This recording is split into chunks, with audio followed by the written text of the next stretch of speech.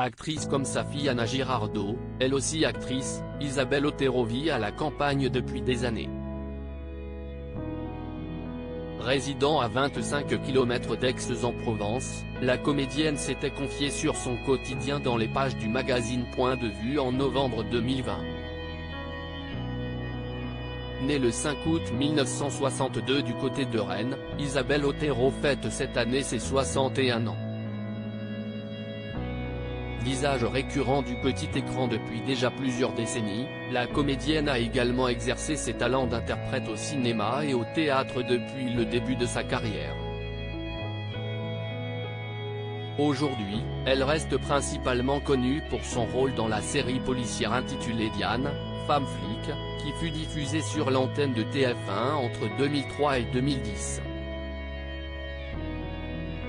Côté vie privée, Isabelle Otero réside depuis déjà quelques années à la campagne où elle trouve, son plaisir à cultiver, son jardin et à, se promener en forêt.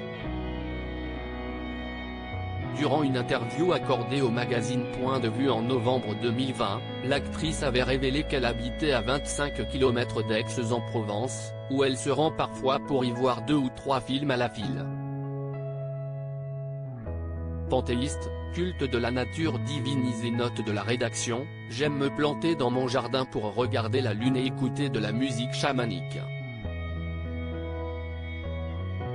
Spirit Bird de Xavier Reud me fait complètement chavirer. Je me retrouve alors à chanter et danser avec les arbres. Avait aussi révélé le comédienne. Outre le jardinage, Isabelle Otero passe également son temps à dévorer des séries américaines comme Mindhunter, sur les débuts du profilage, ou Unbelievable, qui traite du viol vu par les femmes. Étant à moitié espagnole, je n'ai pas pu échapper à Narcos ni à La Casa de Papel, qui font partie de mes classiques. J'ai une passion pour l'acteur magique qui joue Berlin. Il vient de publier un livre hallucinant, El Libro de Filippo, qui traite de la réincarnation à partir des régressions que lui a fait faire sa compagne sous hypnose. Avait-elle également ajouté.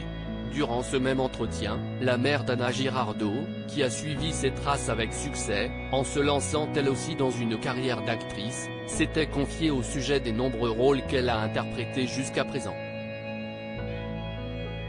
Je crois que j'ai joué tous les types de policières. Parmi ces 6 ou 7 rôles, le plus important a été celui de Diane, femme flic, car j'ai vécu cette temps dans sa peau.